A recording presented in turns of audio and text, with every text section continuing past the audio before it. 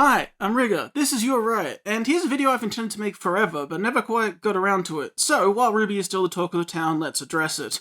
Obviously, I could be wrong about everything I'm about to say, I didn't write the show, but it seems to me a lot of people really approach this Salem issue the wrong way. By that I mean that one of the most common things I see is, this is how they'll get a weapon to fight Salem, I hope they get something to fight Salem, this is where they'll get power to hurt Salem, maybe they'll learn magic and then they can fight Salem. No matter what it is, this is how they can beat Salem. Here's the deal. You can't beat Salem. It's literally not possible. You cannot destroy Salem. There is no magic, no semblance, no weapon, no creature, no trap, no tactic, nothing to destroy Salem, to wound Salem permanently, to do anything of the sort. And look, I understand where that comes from, right? Like, people approach unkillable enemies like this as if it was just the next shonen anime. You know, Cell is invincible, and then Kid Buu is even more invincible. This is just the same thing. They tell us Salem is invincible until our team find the power to beat them. And then they win. But I don't think that's it at all. This is not how this thing is plotted out. Salem is not OP because we need to get stronger to beat them, become even better. Salem is actually OP because there isn't a combat solution, and there never will be. What if the Jabberwocker? No.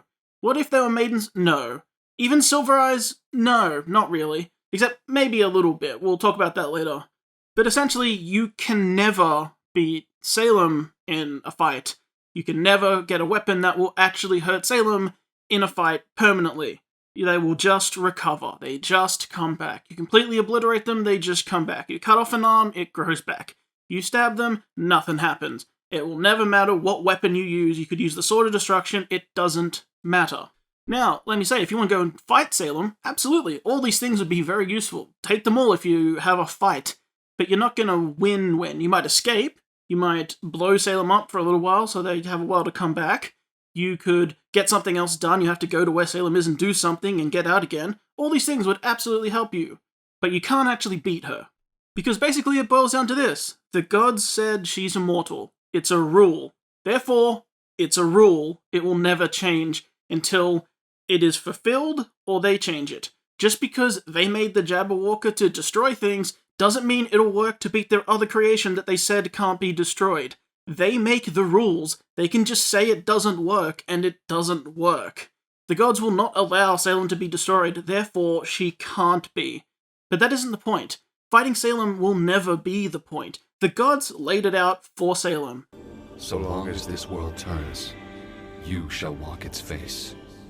You must learn the importance of life and death. Only then may you rest. That's all there is to it. And that would be the end, except it seems Salem thinks she's found a way out. And that is a technicality, because her answer lies in the relics. Ozma told Salem everything. The true reason the God of Light had brought him back. The relics that lay scattered around the world. And the day of judgment he had been told to prepare for. As the gods said to Oz, if mankind is unchanged when we return, man will be found irredeemable and your world will be wiped from existence. You demand our blessings while still fighting amongst yourselves. Then man will be found irredeemable, and your world will be wiped from existence. Not mankind will be wiped from existence and the world will continue. Your world will be wiped from existence. And if the world is gone, that means that the world is no longer turning, and that fulfills the immortality curse. So long as this world turns, you shall walk its face. If there is no world's face to walk, there is no more cursed, Salem can die, it's over. Now, I've seen people say the gods wouldn't let that happen, they wouldn't allow that get out of jail free sort of thing, and they'd just send Salem somewhere else to continue. Maybe they would, maybe they wouldn't, we don't know, but that's just speculation. If we take the gods at their word, which so far we just have to do, there's no reason to say we wouldn't, if the gods stick to the rules of their word, then it would qualify and Salem's suffering would end. Everyone's always very particular about when Jinn was a thing, you know, it's a genie's wish, you gotta be very careful how you word things, even though Jinn actually seemed a lot more cool than that. But these guys, yes, treat it like a genie wish. In their words lies the answer. Their words were, so long as the world turns, you shall walk its face. Salem then heard that there's a way to stop the world turning because the world will be destroyed if mankind is found irredeemable when the gods are summoned back. So, if I create chaos and things like that, and then summon the gods back, and then they find the world is not what they want, they will wipe it from existence, that wipes out her curse because she can't walk the face of it if it doesn't exist. Done. And if you think the gods won't fall for that, doesn't matter, she's out of options. She doesn't have another option she can see. I think that's actually really interesting to talk about, because the second they heard Jin say, "You can't destroy Salem," How do I destroy Salem? You can't. everyone always took it as, "Oh, you're not thinking about this. You can't, but someone else can." What if that's not true? What if "you can't" is literally just the answer? Rather than playing into the obvious, "Oh, you weren't paying attention to the exact things that, like, the genie said, so it's a trick." It's not a trick. You can't destroy Salem. But while we're here talking about this subject, let's talk about the proposed ways people have put out to beat Salem. And the first one I want to cover is the one I've seen for years. The one everyone has always said. Lock Salem in a vault. She can't break down the doors, lock Salem in a vault. Sorry to say, this probably can't be done.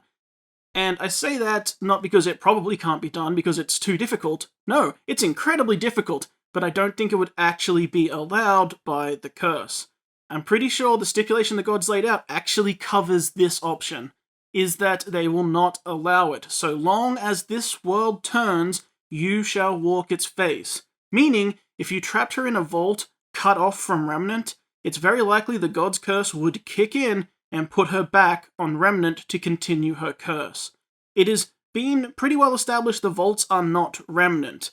They had this discussion with Ambrosius when they created the central location. We need a place like these vaults, not on Remnant. Meaning they are not classified as Remnant itself. So if you pushed her in a vault and locked the door, it would counter the curse, and then the curse would kick in, and she would be sent back to Remnant to continue suffering.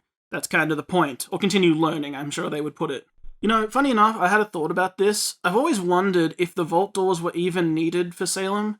Obviously, it seems like before now, or it's heavily implied at least, that Salem has never held a relic, never got her hands on one until now. And it makes me wonder if she can even get in the vaults herself, or if the gods thought of that, and that her curse actually means she can't step foot in a vault because it would mean stepping foot off Remnant, and she's not allowed to do that. She has to walk the face of Remnant, the vaults don't count. Can she even step over the threshold into a vault? Or did they put them there so that Salem actually couldn't get to them herself? Obviously, she can still have a follower do it, and that's kind of what she's doing anyway, because they have the maiden lock as well. But yeah, I just feel like it's probably never been tested, but it would be funny. Either way, if you want to say that, yeah, she can get in because it's connected to Remnant, the second you cut off that connection, it no longer is connected to Remnant, and the curse would kick in, and one way or another she'd be put back on Remnant.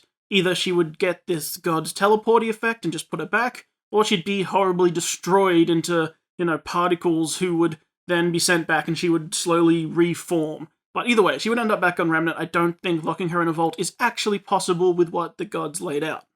Next, we'll cover maiden powers. No, obviously not. Even with all 4 maidens, it wouldn't really matter, because their power boils down to combat, basically. And you can't stop her with combat. You can't kill her, because if you do, she just comes back. You can't trap her, because she could destroy herself and get out of it. You can't do pretty much anything. And having more of that power doesn't help you. Even all 4 maidens in one doesn't matter. The only option you would have is to sit there forever and keep blowing her up every day or few days when she comes back, forever, which is not sustainable, and you don't live forever and she does. So you literally can't do it. Is it good for fighting her? Absolutely. Can it beat her? Absolutely not. The best magic user we've ever known of in the human world was Ozpin. And basically, in his prime, when he seemingly had all of his powers, he stood no chance because she just came back. And if he didn't know magic that could trap her or beat her, then the maidens inheriting powers without even a teacher stand no chance even over their whole lifetime working together. Your petty human magic will never compare to the gods, no matter how much of it there is. We had that clearly demonstrated, and that obviously goes for semblances as well. Same for the relic. Sword of Destruction? No. Staff of Creation? No. Create a giant cage she can never escape. She'd destroy herself and escape. Destroy her with the Sword of Destruction. It is the incarnation of destruction. Again, the gods made both of these things. They're not going to let one destroy the other if they don't want it destroyed. They just say, no, it doesn't work. They make the rules. They would not overlook that, especially since they made the relics second. So they already had the Salem plan in place. Even with the staff, rather than a cage, you make an indestructible ball and trap her inside. The pieces of her can't escape that way, right? Honestly, I assume the staff would just tell you no, he's not allowed to do that, because again, the gods made him, and he has rules. And that's assuming that you can even make something that is indestructible. How do you define that? Or would she just be trapped in it and have to dig her way out over a long time? But in the end, still come back and go back to destroying everything. And lastly, let's get to Silver Eyes. Here's where I concede that there actually probably is a use for these, and they're probably the most help. Not because you could petrify her, because, again, everything that we've seen be petrified either breaks and then she would come back, or it breaks out of because they're very powerful and she qualifies for that too. Either one. Point is, I don't think you can permanently petrify her anyway. One thing we also have to consider is that Salem has likely faced Silver Eyes before, so seemingly it won't be that big of an issue. Though, of course, RWBY is our special protagonist, so maybe she'll go even further beyond and unlock the highest level of Silver Eyes, whatever. But the point of what I'm talking about is this whole grimifying thing, the dip in the pool, wasn't actually part of Salem's curse. But it was an effect created by a god's pool, so incredibly powerful. But also, the Silver Eyes seem to have been passed down by the other god, and those things might balance out. So I think there's a chance that, yeah, you could burn the grim influence out of her, possibly reverting her back to this Salem. Still can't destroy her, she's still a magic user, and she probably still has similar desires, but she can't actively control Grim anymore, probably, and won't have these Grim power parts to her spells and stuff. I'd actually like to say that right now we're a few days off knowing if we're going to have a full summer flashback that shows what happened with Salem, but I did actually have the idea that maybe they'll learn about this because Summer actually successfully burned the Grim out of Salem, but that meant that she had to take another dip in the pool, which is why Salem used to look like this and now looks like this with all the extra veins and, looking a lot sort of worse and meaner because she's had to do this multiple times and the stacking effect is having an effect on her body even through her immortality curse. Not only might that be a way for RWBY to learn about the burning out thing and for Summer to teach them something that they can use, but also it would explain this difference in appearance. It also might explain the Grim pool seemingly drying up. Maybe her taking multiple dips in it has lessened what it has to offer because she's been taking dips in it, using her immortality to keep her alive while she does so, and it's like pumping her full of grim horribleness, and that's actually draining the pool over time. And another idea would be that it explains why she might have an extra bit of hate these days and gotten worse since when her and Ozma were together and she seemingly had more control over herself. Also, it might explain how she managed to have control over Grim. There's no saying that came with the dip in the pool. She might have had to use some magic in part with that to give her control over the Grim, which would take magic and practice, which is actually my mini theory for what the diamond on her forehead is. That lets her control Grim. She used magic mixed with the pool and experimentation to create something that she can use to control Grim, which is why it's attached like where her mind would be, like her third eye. That's my own little mini theory, because we never had an explanation for where that came from, and in the flashback with Ozma, you only see her destroy a Grim, not control it, so maybe she couldn't do that yet, there's no way to know. I should also clarify, I'm not saying that Summer was the only one to do it, or even the first one, just that she also managed to do it. We've seen that Salem has been hunting down warriors with Silver Eyes in the past. Now, whether that's because that they could just stop her forces, or because this has happened to her before, I would assume it's happened to her before, and Salem seems to have had control over Grim and stuff for a while, but if Summer was the latest one to do it, it would still demonstrate it to RWBY, and it would still serve as an explanation for all these things about Salem if it's happened to her in the past as well. Which is one of the reasons she doesn't like silver-eyed people, because this is a possibility, and that means every time she has to dive back into the pool, and that could also mean that it drains the pool, and also that's a horrible thing to go through, so yeah, all that put together. And before you ask, why would she possibly jump in the pool again if it was so horrible the first time and she knows it's not going to work? The answer is, because despite how horrible it will be, and how horrible it will feel to her and that extreme pain, she knows the only way she's going to get to the relics and possibly get her ultimate freedom is through manipulating the Grim and all the powers that she has, so she needs them. So despite it being a terrible choice for her, she does willingly go back into the pool multiple times, just because she knows she needs the power it will give her, because that might actually set her free in the end. Once she's able to use all the abilities she gets to actually unite the relics and bring the gods back and wipe everything out. But yeah, that probably is something you can do, and in fact it's probably necessary, and probably the role of Silver Eyes is to finally get all the Grim bits out of Salem, because while it is affecting her, I don't think she can be brought to reason, which I think is the ultimate answer here. Once again, they tell us that the Grim pool made a being of infinite life with the desire for pure destruction. And that isn't really Salem's fault. I mean, she was left no other option and tried it. The gods might have even assumed she'd try it, but I think it's impossible for her to really learn her lesson while that influence is there. That desire for pure destruction, that isn't Salem's fault. That is like a magical influence that is forcing her to have these, incredibly destructive and dark responses to everything, this hunger and need, this, infinite yearning for destruction, because it's built in. It's a part of a magical curse, just not the one the gods directly gave her. Again, we saw she was somewhat able to control herself around Ozma initially, but one thing where they disagreed, a serious disagreement, but anyway, still just a disagreement, rather than try and work it out, she tried to murder everyone. So I think that's sort of where that curse kicks in, that her desires for destruction come through whenever there's anything that angers her even a little bit, and that she sort of can't be held responsible for. It doesn't forgive her for what she's done by any means, but I'm saying there's magical influence there, and while that's there, she probably can't be fully reasoned with, so we need to get that out of her, and Silver Eyes probably is the way to do that. But that's still only half the battle. Once that's done, it'll be up to grand speeches and talking, most likely, to actually get her to appreciate life and death, to learn whatever lesson she needs to learn, and the curse can be removed. She'll probably become mortal and then can die.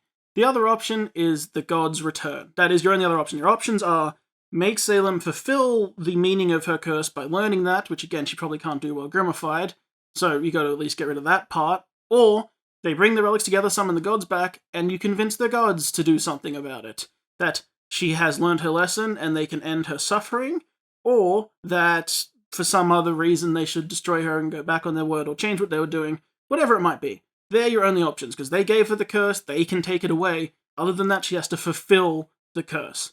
So either way, your options end with talking and emotions and gestures of love and forgiveness and positivity, probably.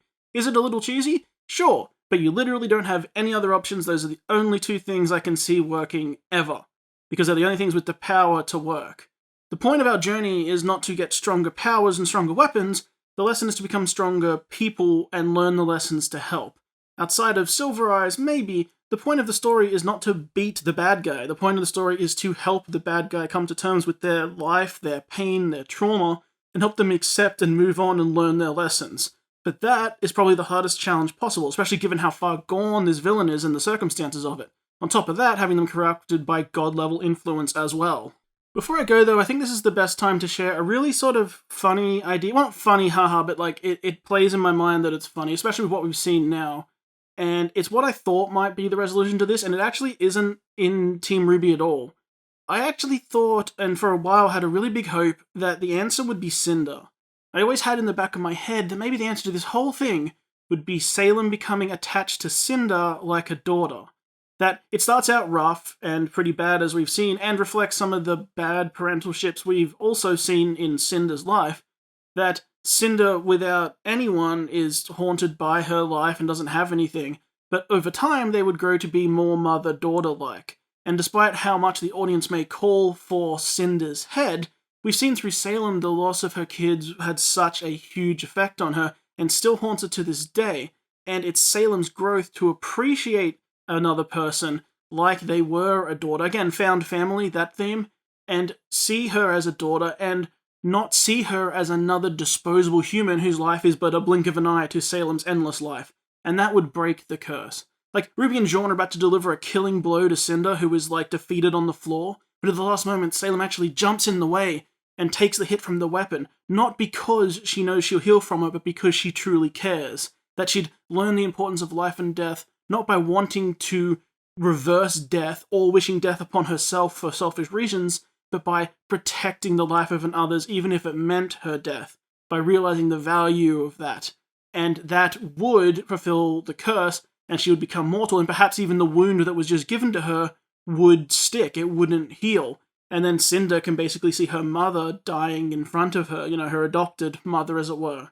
But also, by that same note, see that someone truly did care, especially if she's been degrimified at this point, that, she doesn't have all those horrible influences and she can speak from the heart to Cinder, that kind of thing. But given everything that's happened, honestly, and how late we are in the volumes, probably not. I don't think that's the case anymore, but I still really like that idea.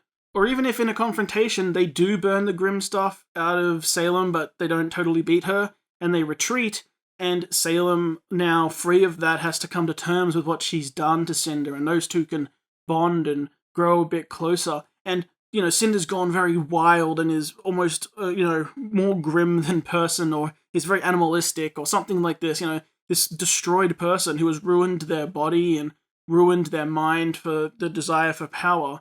And Salem has only encouraged this, and then Salem, after being freed from the control of the grim in her mind, can see these horrible things she's done and is ashamed and apologetic, and tries to do her best with her magic to remove these things from Cinder, to help her, to try and bring her back to be a person, to try and crack through the Cinder we know, to get back to that child who never really knew love and affection and just needed a positive influence in her life. I think that would be awesome, especially something to do with Cinder at the end that isn't just killing her that no one saw coming. I know our heroes deserve to kill her, and she really deserves to die for what she's done, and I'm not saying she should be forgiven, but you wouldn't see that coming, and would make it something really special and really interesting, especially out of these legacy characters, even the most despised of them.